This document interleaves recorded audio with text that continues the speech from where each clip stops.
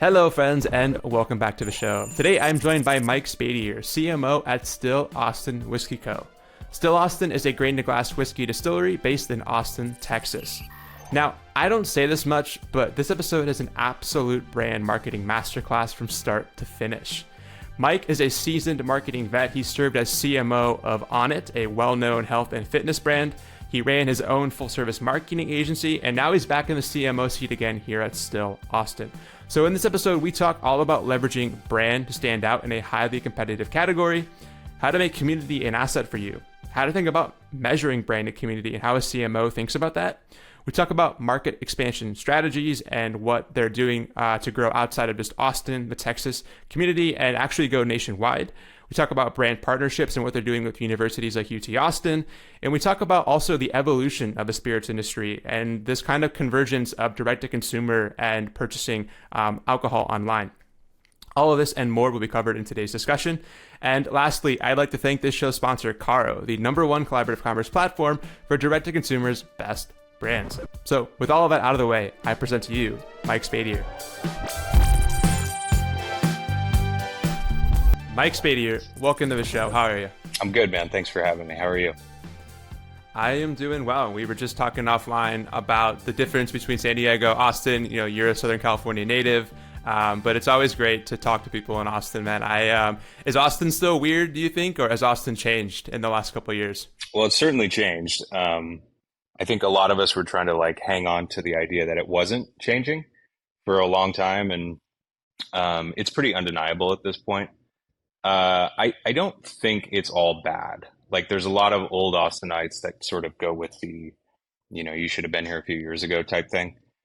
And I've been here for about 15 years now, so I've seen quite a bit of change. And, there's a lot of economic growth and that's always good. There's a lot of, new opportunities and stuff for people, which is good. But yeah, I mean, the culture is definitely shifting. But there's still some the old, awesome, amazing things about Austin. You just got to look a little closer to find them. Totally. Yeah. San Diego's kind of gone through a similar change, I think, here in the last few years. I was just in Portland. I feel like cities are changing a lot right now. But yeah, to your point, there's still a lot of... Austin's one of my favorite places to go, always. I will always get on a plane to go to Austin whenever I can. But anyway, man, I digress. I'm excited for this conversation today. Your career arc to me is fascinating. As I was doing research on you, what you've been up to, you've gone from college dropout in 2003 to jumping into marketing and making several stops along the way with companies like Active Ride Shop. You served as CMO of, I think, one of the most legendary and well-known health and fitness lifestyle brands, Onnit Labs. You went into the agency side at HOTS, which we can talk about a little bit. And then now you're back in the CMO seat again at Still Austin Whiskey. Can you just share with us what ignites your passion for marketing and what keeps you gravitated towards this space? Yeah, it's a really good question. I think, one of the things at least that I'm able to kind of articulate that is what has always driven me to marketing and what continues to make me excited about it is really just the ability to affect people. Not so much the evil side of it, manipulating people, obviously, but the, grandiose impact, generate feelings from people and, be able to have something in your brain of I think if we do it this way, people will think the way that I'm thinking about this. And when you can kind of see something go from an idea all the way to execution and then see people have the same desired experience that you're going for. I think that to me is kind of the biggest thing.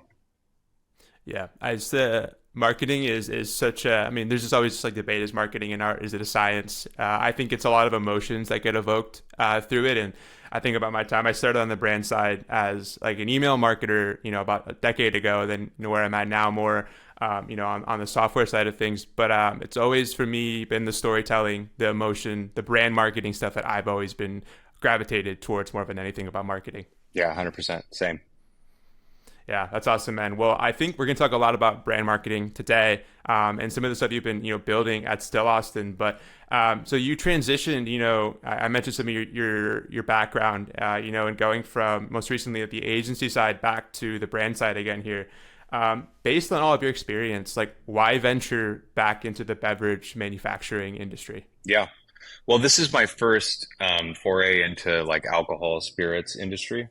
But I've been around the block enough, and especially working at the agency, like to have worked with so many different types of companies from so many different industries that, to me at this point, there's obviously variations between the different types of companies and regulations and how you can sell things and stuff like that. But the underlying like core of what makes brands work is pretty universal. I think if you're talking about like B2B stuff, maybe that's, a little different, but really at the end of the day, what you're trying to do is to convey those feelings, and get somebody to understand why they should pick your brand, your product, your service, whatever it is, versus somebody else's. Um, Jumping back and forth between like, so CMO at Onnit and then going into the agency world and then coming back here, to be quite honest with you, I thought when I was at Onnit, it was the hardest, most difficult thing I had ever done career wise. And I was busier than I've ever been in my life and really, just living and breathing my day to day at Onnit. And I thought at the time, starting my own agency would be somewhat of a relief, because I'd be in charge, I'd be able to set my hours, right? Um, Decide who I want to work with, who I don't want to work with, hire people that I want to work with, stuff like that. Um, and I would say, within the first year or two of running that agency, it was like, oh, this is actually, I went from having one boss to now having like 15 bosses, right? And, what I was doing it on it, while it was, broad reaching in the sense of the company and what we were doing, it was pretty singularly focused on, making the hype train work, right? And when I started my agency, it was all of those things that I had to do at Onnit, creating strategies and brand stories and promotions and advertising and driving ROI and all that stuff. But then there was five or six other layers to it, which was, paying the bills, setting up accounting, hiring, firing, HR, health benefits, all of those big things that you think you know about. And then when you get into the weeds, you realize how much time you have to spend on that stuff, especially in the beginning when you're going from 0 to 1. And then really when you're talking about like getting into the real deep weeds of stuff like, um, you know, the windows that just went in, we need new blinds on them or whatever. Like, you're, All you're, the you're things, trying to, man. Yeah. yeah, you're trying to balance like, going after new business, keeping the clients that you have happy, delivering on, the promises that you've done there. And then also, yeah, the air conditioner went out, you know? Um, so, and then transitioning back into the single brand CMO role, our CEO just walked by, so I don't want to say this too loudly, but it almost feels like a vacation compared to what I was doing. Man, you painted, I think, every entrepreneur's, picture in a lot of ways. Like, there's a lot going on. Like like you mentioned, you go from a singular focus, your CMO at a company, to suddenly you've got all the things on top of having that vision. And I'd imagine maybe even some of the vision that you have has to be, it's not like you're putting it on the side, but you have to then allocate other time mentally in your mind to be able to hit all those other things. And I can imagine, if like you're super passionate about marketing and you want to be doing that, it can be a bit of a challenge as you're, kind of finding your way in that agency setting as well. Yeah, completely. I mean, the early days, I mean, I literally started the company with my partner at the time. We didn't have an office. We were taking like conference calls from my car, right? We would be working from the coffee shop, moving around to different coffee shops during the day just to get like a feeling of, change and, whatever. So we had a circuit of probably five or six coffee shops in Austin that we'd kind of work from, and then kind of moved up to the co-working space and then outgrew that and then rented a little shitty office and then, went into the next office and then finally went into the big office, right? Um, yeah, it's a lot, dude. It's a lot of stuff that Yeah. I don't think people think about. I certainly didn't when I thought about starting the company in the beginning. Totally, man. I mean, you take a stroll on like DTC Twitter or any place like that, and you see folks talking about, they made that plunge to the agency life, and a lot of people love it. And I think I worked at an agency for quite some time as well, and like, I mean, it's like there's a lot of great stuff there, but if you really like that singular focus of like just building one thing at a company, like that can also be, really exciting venture. And I'd love to maybe, as we push forward to Still Austin here now, like as you transition, like how did the opportunity at Still Austin come about? When did you know like it was kind of time? Like talk me through a little bit of just how you ended up here in the CMO seat again. Yeah, I mean it's a fun story. So I was running an agency, um, like I said, balancing the clients from the day to day and growing the business and all that. And since I had left on it, there was kind of this feeling in this sense of like, okay, I need to get like a tent pole client, right? Like this really well known, up and coming, well funded, blah blah blah, like all the things that you're looking for in a good client who also, likes what I do and likes the work that I put out, and we can jive well and all that. And so somewhere in 2020 during the pandemic, Still Austin, before the pandemic happened, they were planning on launching their flagship bourbon, which was, years in the making. And they had just gone through a big round of rebranding and a process of like designing a label and doing and selecting their bottle and all of that stuff. And so the plan in 2020 was to, launch the brand like other spirits brands do, which is, really go aggressive in tastings and in-person events and all that stuff.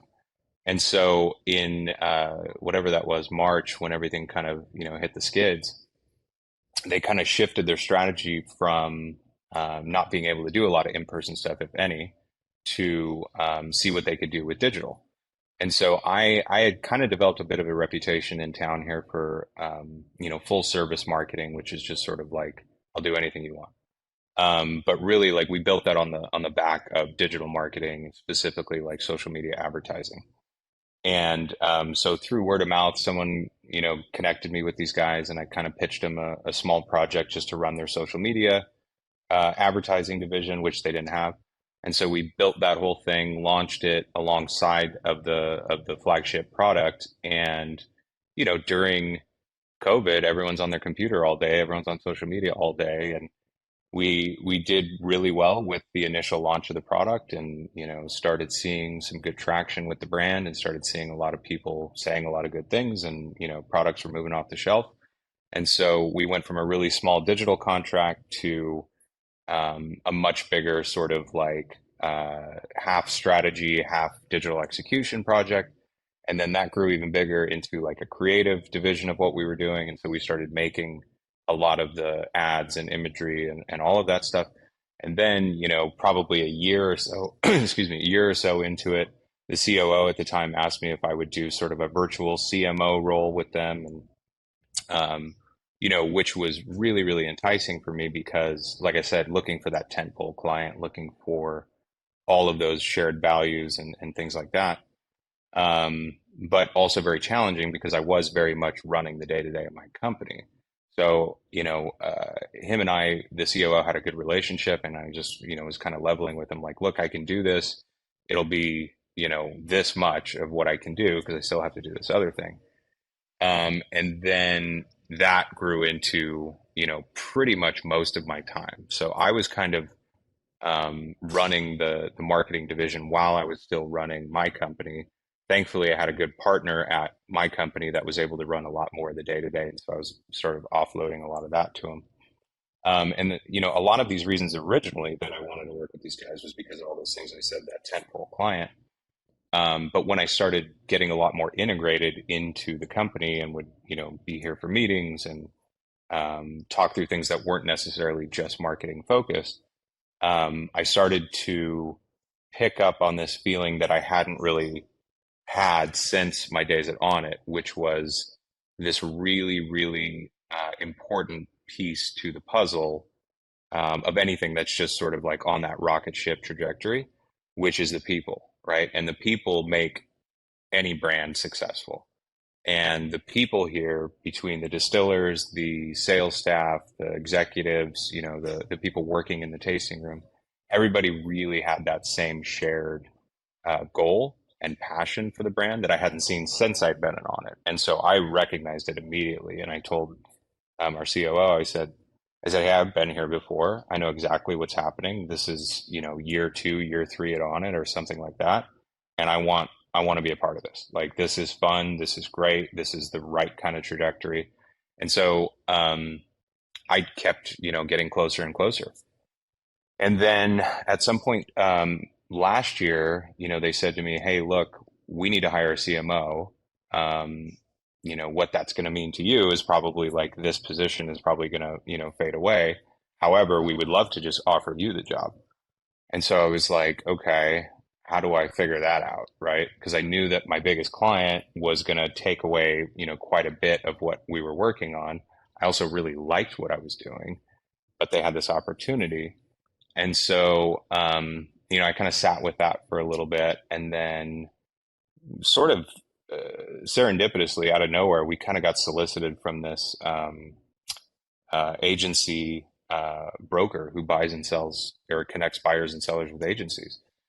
And so they said to me that, that we seemed like a really good candidate for this other agency that was looking for agencies like mine in Austin.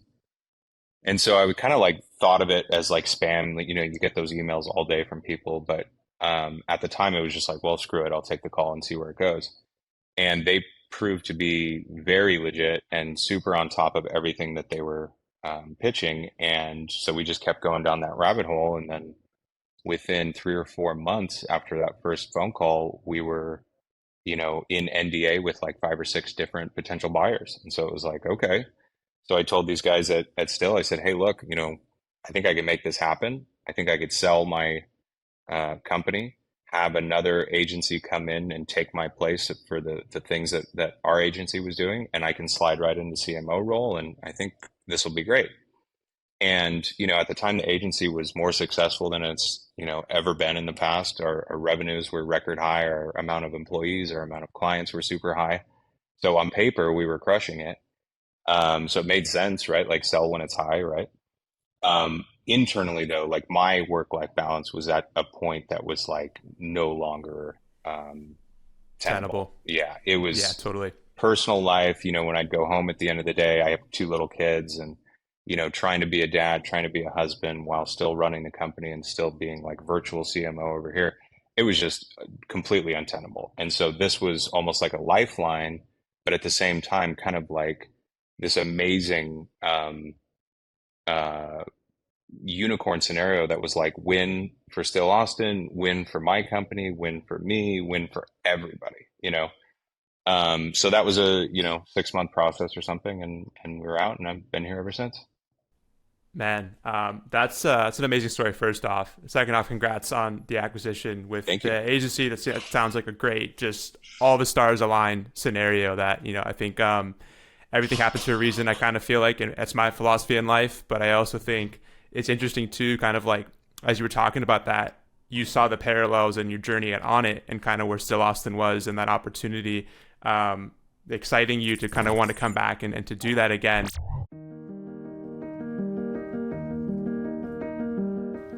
Welcome to Caro, where the world's top brands and creators come together to sell each other's products through cross-store selling. You can join Caro as an online retailer, product supplier, or both. As a retailer or creator, you can sell other amazing products on your online store, allowing you to quickly expand your catalog and increase your average order value, all without the upfront cost of investment in new inventory. You simply sell more product and collect a profit. As a supplier, Caro opens up an entirely new sales channel, making your products available to be sold on thousands of other top brands and top creators' stores. Orders are sent right to their Shopify order queue, making fulfillment super easy. You're always in control as a supplier, choosing what products to make available to the network, what retailers you work with, and the margin that works best for your business. It's the biggest no-brainer in the history of e-commerce. There are literally thousands of brands and creators. Our team is ready to help you find a perfect pairing to your brand. What are you waiting for? Join Caro and start selling more together.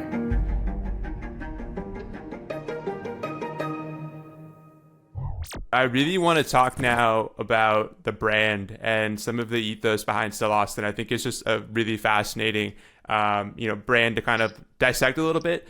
As I was researching a little bit more, I mean, it's clear like the Texas and Austin roots really run deep throughout the Still Austin brand. And there's like this emphasis that I get of art across everything from the distilling, how the product is made, to working with local artists, the Texas community involvement, and just kind of the overall marketing strategy. I really sense from my side like a lot of just art and creative process throughout. When I say the word art, like what does that mean to you and the Still Austin approach? Yeah. You know, it's a really long, detailed kind of conversation of where we started and where we're at today and how art sort of plays into all that. So I'll do my best to kind of condense it down so we're not here for 2 hours. But um, I would say essentially it starts with like if you're at all a whiskey drinker or even aware of whiskey as a category. If you walk into any liquor store, right, and you go to the whiskey aisle or the scotch aisle or the bourbon aisle, there are a lot of similarities between all of these different brands. I like to kind of, simplify it and say like first there was like Jack Daniels, right? And Jack Daniels has that really old, classic, timeless, Western Americana kind of vibe on the bottle, right? Um, and then I think, for 100 years or so, there's various companies that enter the fray, and like you've got this thing out there that's so iconic and so big that you can't help but like create a version of a brand that's sort of influenced, if not derivative, of Jack Daniels. So if you walk down any of those aisles, you'll see a ton of brands that are, old Western kind of style, very dark black, very masculine, very like I need my whiskey, like that type of vibe. And um, and there's a ton of them. There's no shortage of whiskey companies out there, especially within the last 10 years or so. And I think from, a lot of similar kind of shared experiences with the people that have started this company, being in Austin, you're influenced pretty heavily by the art community. There's a lot of like-minded folks that are into, movies, TV, music, live theater, now comedy. Like there's a lot of that sort of artistic vibe in this town, food as well. And so I think, you start a company with people that are sort of already into this type of thing.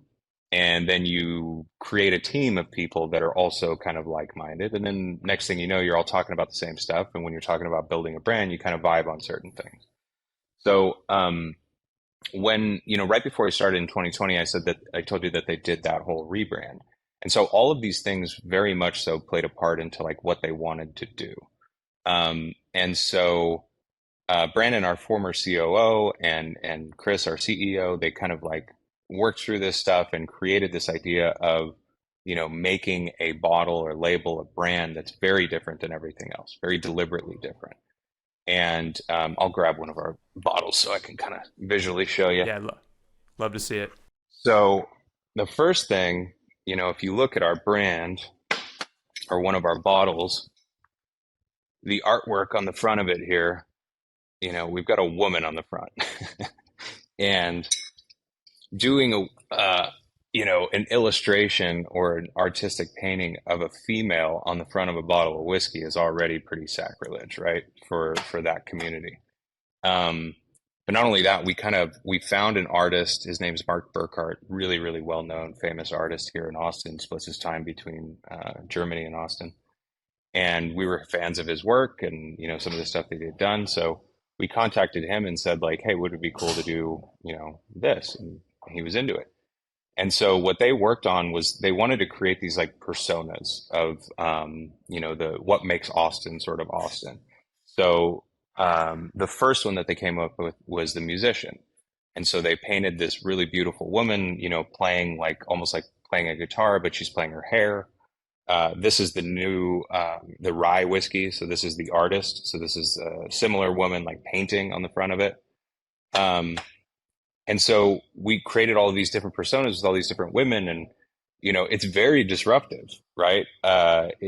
In a lot of ways, it's sort of off-putting for some people because that's not really what I want in my whiskey, but it's bold, right? Which means we're trying to stand out. We believe in it. The good news is the product backs it up. I think that's the most important thing in any brand or any product is you can have the best name, you could have the best logo, you could have the best, artwork on the label.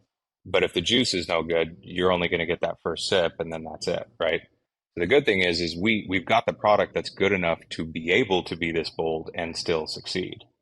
Um, so anyway, so that's kind of where the brand starts, with the artwork on the front of the label and all of those shared sort of interests.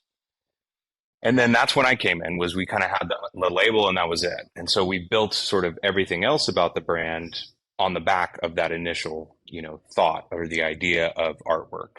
And so now that's gone through several iterations over the last couple of years. And we've really, again, like purposely, but also because it's what we're into, we've gravitated towards musicians, artists, other people in the community that kind of share that same spirit. And, it's not a conscious choice, so to speak. It's more like, this is kind of what we want to do. You know what I mean? And so now, over the last 6 to 8 months or so, we've taken that initial idea, massaged it out a few times, and now we're at the point where we've rolled out our new big brand campaign, which I think is sort of like the ultimate form of what we've been trying to say for a few years, which we call the art of Texas whiskey. And so, that's sort of fun because it plays on kind of two things, right? Like obviously the art on the front of the label, but the way that we make whiskey, the fact that we do everything in-house, where I'm at today, this is our office. It's also our distillery. It's also our tasting room. It's right here in the middle of Austin.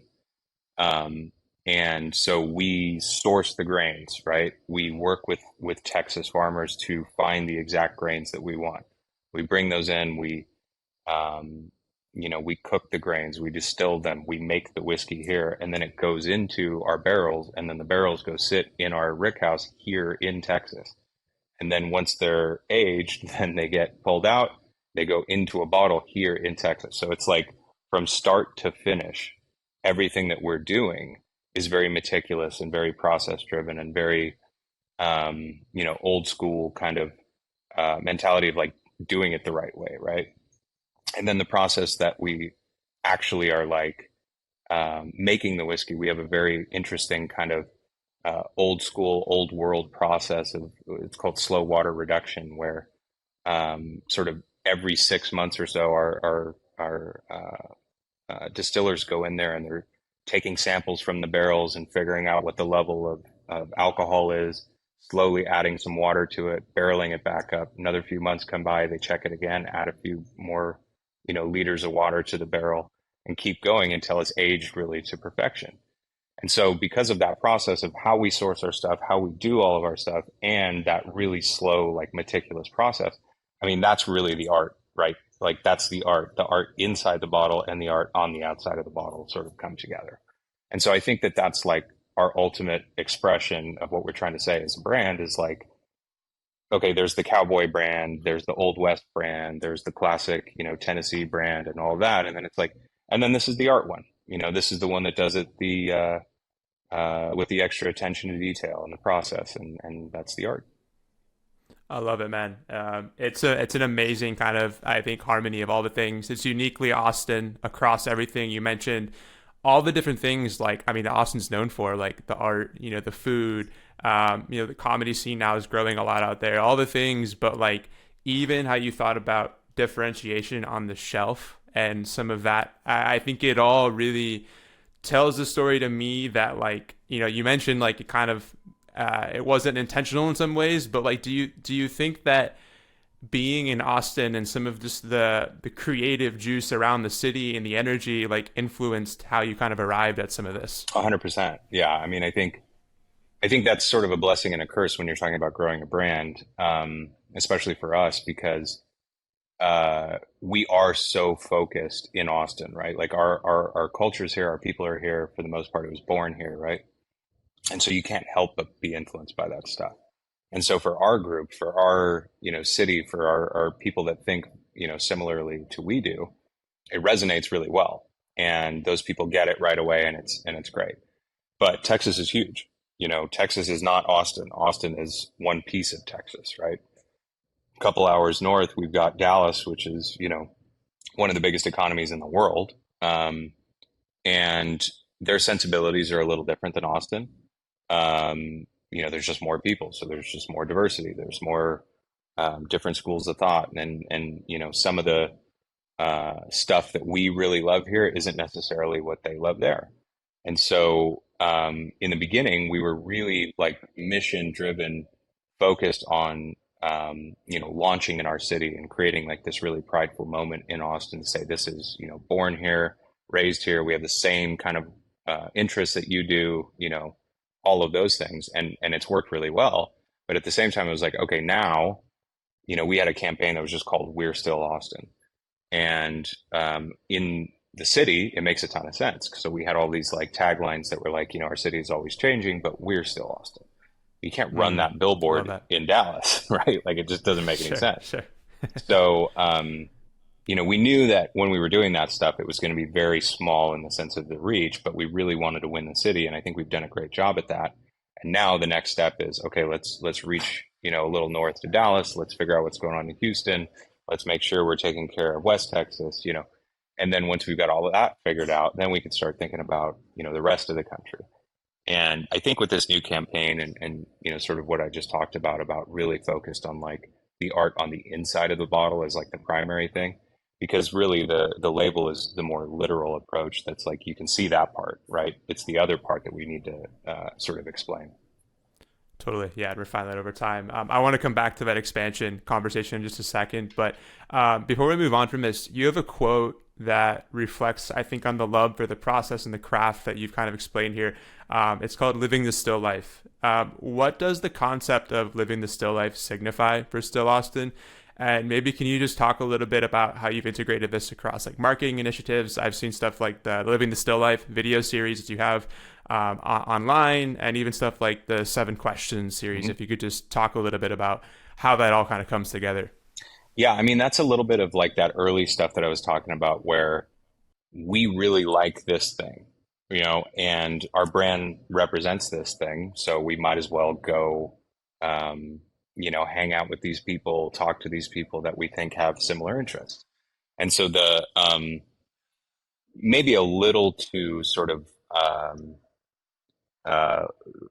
underlying, maybe a little like too subtle, was this idea that what we do behind the scenes is craftsmanship, it's art, it's creativity, which is absolutely true. If you ever meet our distillers, what they're doing back there, and they're mad scientists just being very, very creative. And so we would find people in that video series. We found this like amazing custom boot maker here in town, and we did a full video about his process of selecting the materials and measuring people's feet and creating these boots. I mean, these are $2,000 boots that take like 3 years to make because of the waiting list and stuff like that. And then we have this, woodworker who's building these custom like furniture pieces, and his process of selecting the wood and cutting the wood and sanding it, staining it, assembling it, all that stuff. And then we have a, barbecue chef, right? And their process of selecting the meat and, slow cooking it and all of that stuff.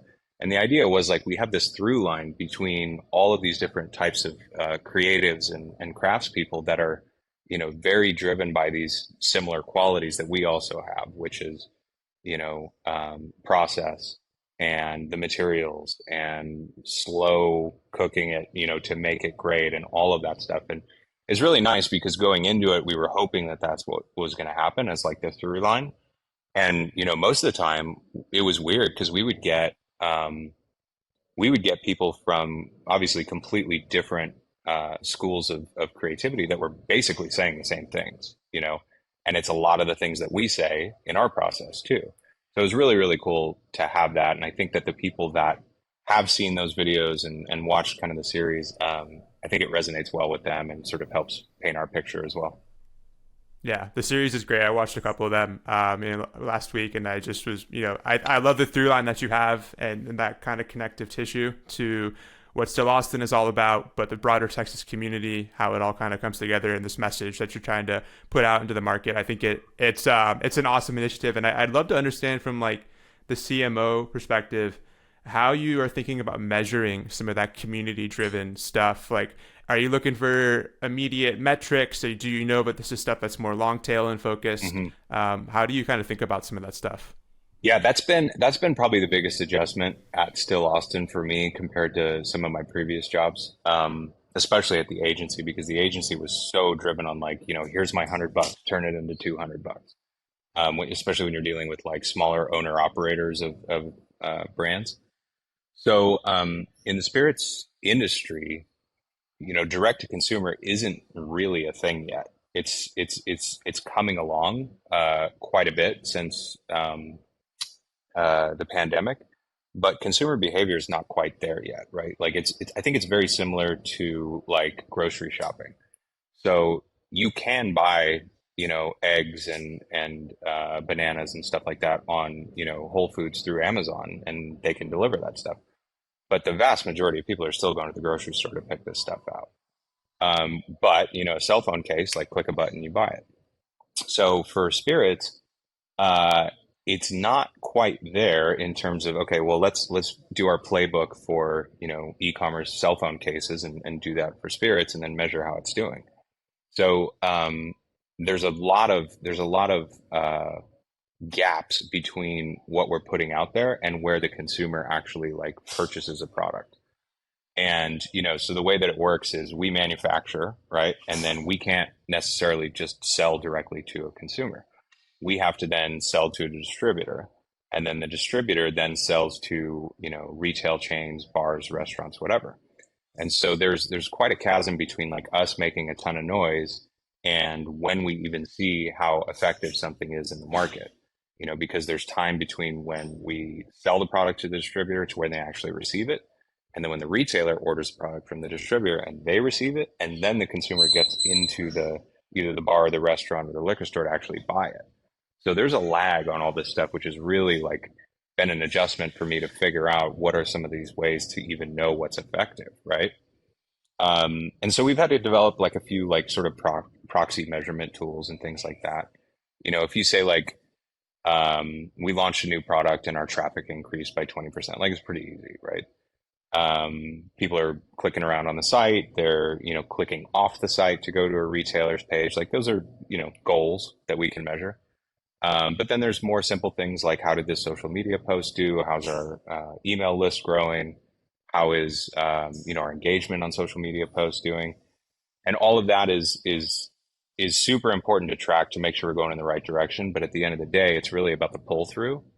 So pull through meaning like somebody went to the store and bought that bottle. And so as long as we can see that thing increasing, we know we're doing a decent job, right? And as long as our proxy metrics are continuing to go in the right direction, then we know that we're playing a good part of that. And also like e-commerce is coming along. So, we're getting better and better at that stuff. Yeah, it's interesting. You mentioned the proxy metrics, looking at things trending. There's things you can track easily through attribution, but then some of the stuff that you mentioned is a little bit more difficult, I think, in the short term to see that impact. It makes total sense. Without getting into like the legal side of selling spirits online, I know there's a lot of stuff that still happens and is developing to make it easier to access in the e-commerce space. What are your thoughts about how this will maybe grow in the 2020s and become more accessible from a direct-to-consumer perspective? Yeah, I mean, I think you could think of it in terms of like Amazon versus buying direct from a brand, or like a REI or something like that. So we can offer spirits through our site direct to consumer, but it's got to go through an intermediary. Like legally, we can't manufacture and ship direct to consumer. So the technology on the site makes it sort of seamless for the consumer to buy, click through, and get it shipped.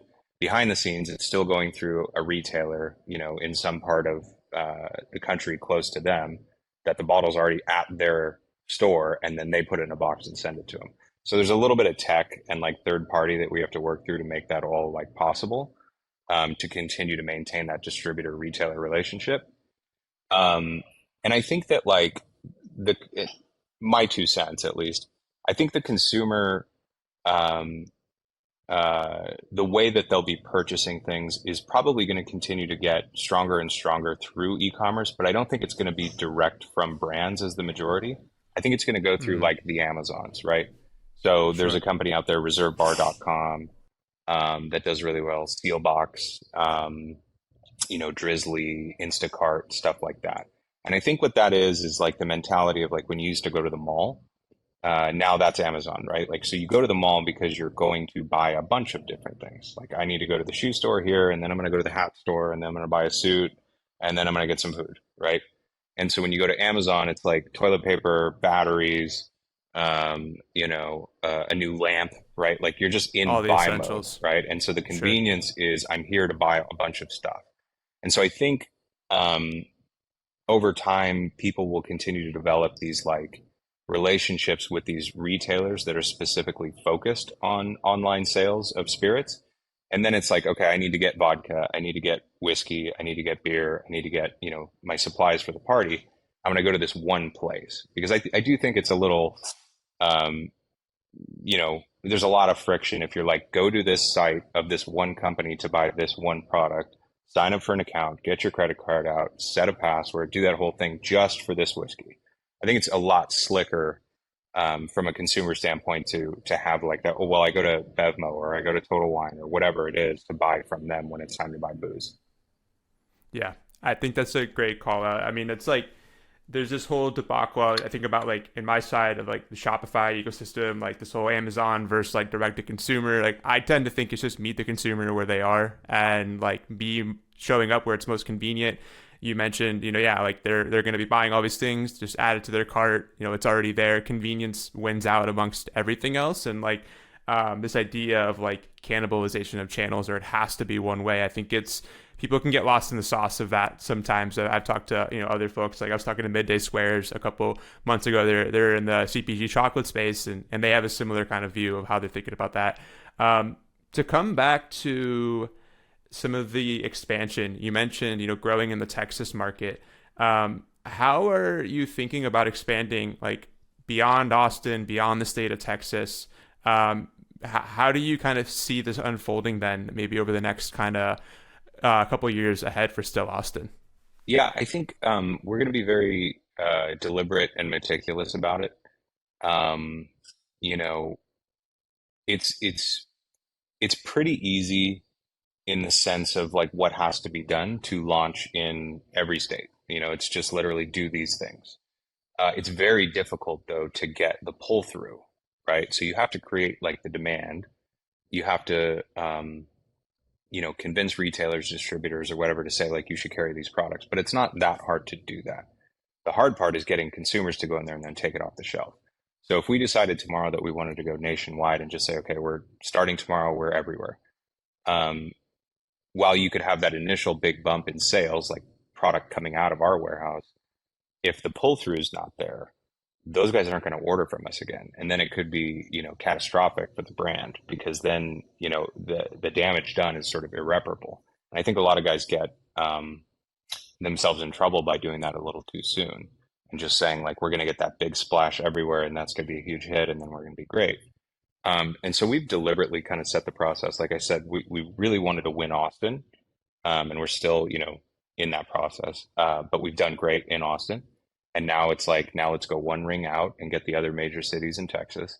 And then if we feel like we've done a good job penetrating the state of Texas, then it's sort of like, hey, if you can work here, then it should be no problem here. And so those conversations get a lot easier with those different states to say like, hey, we're the number one or the number two in Texas, like you should bring us in, or look at this press, look at our pull through, and then those conversations go from like, please work with us to like, sure, we'll answer the phone and yeah, great, let's work together.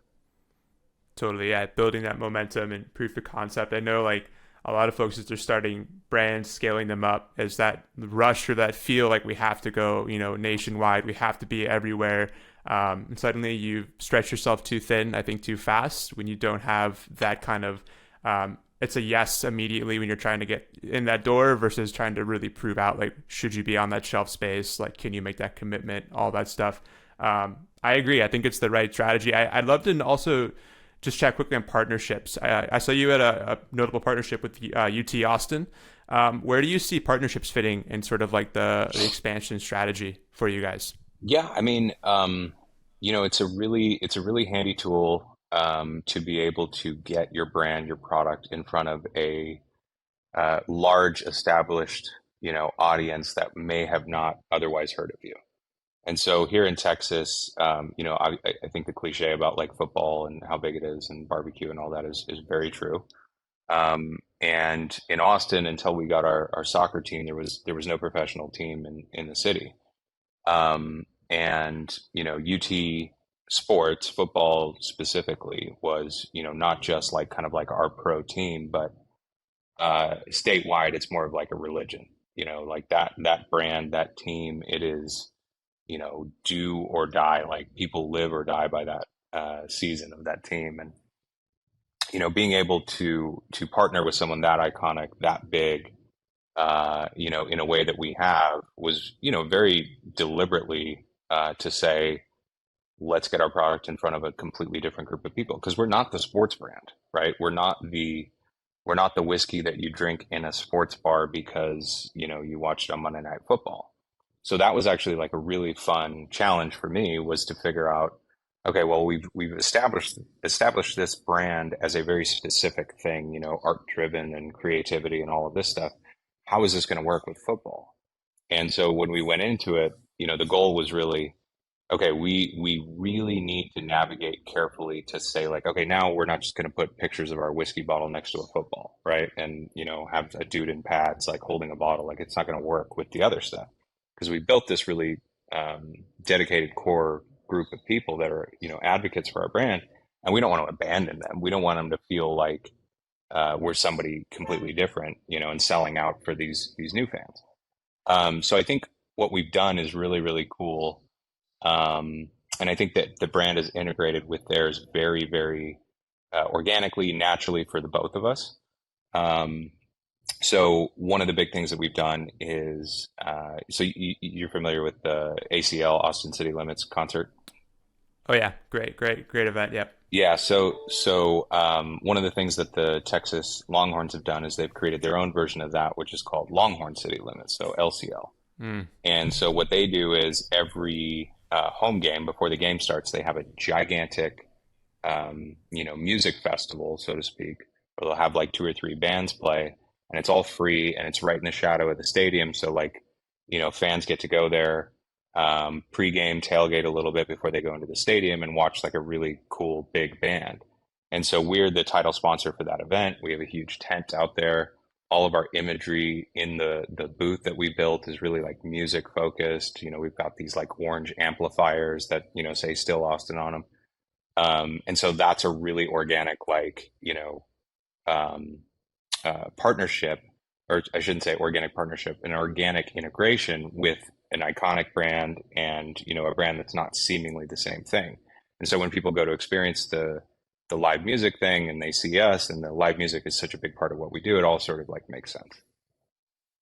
Man, I love that. It's a very integrated, thoughtful approach to reaching a new market, but also staying true, I think, to your roots as a company, trying to find you're reaching a market that's maybe never seen Still Austin before, and you want to create that intrigue to go check out the tent, to do all the stuff, but also to, staying true to that. I love that. I'm a Vox amp guy myself, but Orange are great amps as well. Just wanted to say that. But hey, man, this has been awesome. I really appreciate you just chatting about all the brand stuff here. I think I could ask you so many more questions, but as we wrap up, just two final questions for you. If listeners could just take away one thing from today's discussion about your ethos as a CMO, creating a brand, all the things, like if you said to give one final takeaway, what would that message be?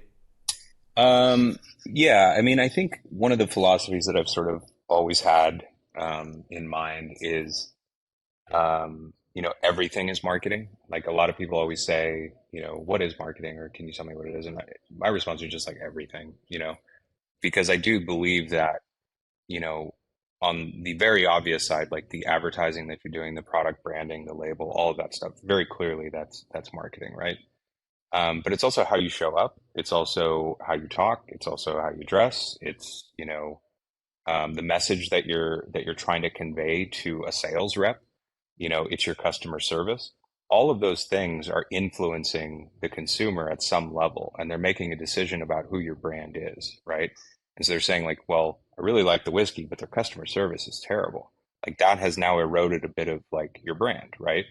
And so really that's what I've always kind of honed in on, is like everything is marketing, but not marketing is everything, So it's like very clear dissemination of when you're thinking about what materials we're using on this label or whatever, how we're going to write copy on the site. Like all of those things matter because the consumer is just forming an opinion based on all of that, whether they realize it or not. Totally. Yeah. I mean, everything across every touch point matters. And I think that's a really great message to kind of leave us on, is that, impressions matter, but also to all the things that you interact with across that, not even just from the first time you see the brand, but across seeing you in store, talking to someone, checking you out online, going to the event and seeing you there. All that stuff is marketing, I think, in some way or another. So I love that message, man. Where can listeners go to check out Still Austin and maybe pick up a bottle for themselves and check out the product? Yeah, so stillaustin.com is probably the best place to sort of see our product offering, read a little bit about us, see what we're up to. We're always doing cool stuff on social media. UT football kicks off at the end of this month, the beginning of September, so you'll start seeing a ton of that stuff out and about. We've got a ton of opportunities to purchase in Texas, obviously, if you go to local bars, restaurants, liquor stores, all that. We also have distribution in Illinois and Louisiana. And then we have a select group of states through Total Wine that you'll be able to walk into the store. So in California, you should be good to go. But yeah, I mean, we can ship almost anywhere. So you can go online, purchase it that way. There's lots of online retailers you can go to too, as well as reservebar.com. But yeah, I would encourage anyone who's at all a fan of whiskey to give it a try, because I'm pretty confident you're going to love it. It's really, really good stuff. Love it, man. I'll link out to all that in the show notes. Definitely recommend, whether you're a whiskey drinker or not as well, go check out Still Austin. The brand is amazing. The website, everything about it. Just really, I think, a good example of all the things we talked about today, integrating art, but having a really clear brand identity and radiating that throughout all of your marketing. So a lot of takeaways for us today, Mike. I really appreciate the time. Wishing you and the Still Austin team all the best. Go Longhorns as well, even though I'm a State fan. But wishing you guys all the best. And we'll have to have you on the show again real soon. Yeah, man. Appreciate it. It's been great. Thanks so much for watching today's episode. I hope you got 2% better for watching. And if you haven't already, consider giving this video a thumbs up and subscribing to the channel so you never miss another episode. We have a variety of e-com topics to talk about this season that's going to get you 2% better each week across a variety of topics. Also, if you want exclusive content not covered in these episodes that's super tactical, head over to getcaro.com/podcast. You'll find full episode recaps, transcripts, and so much more content that we don't have time to cover in these episodes. Lastly, if you want to continue on the journey right now, I encourage you to do so. I will link to another episode right here. You can take advantage of that. Click just right there, and that'll take you to that episode. And with that, I'll see you next week on 2% the podcast.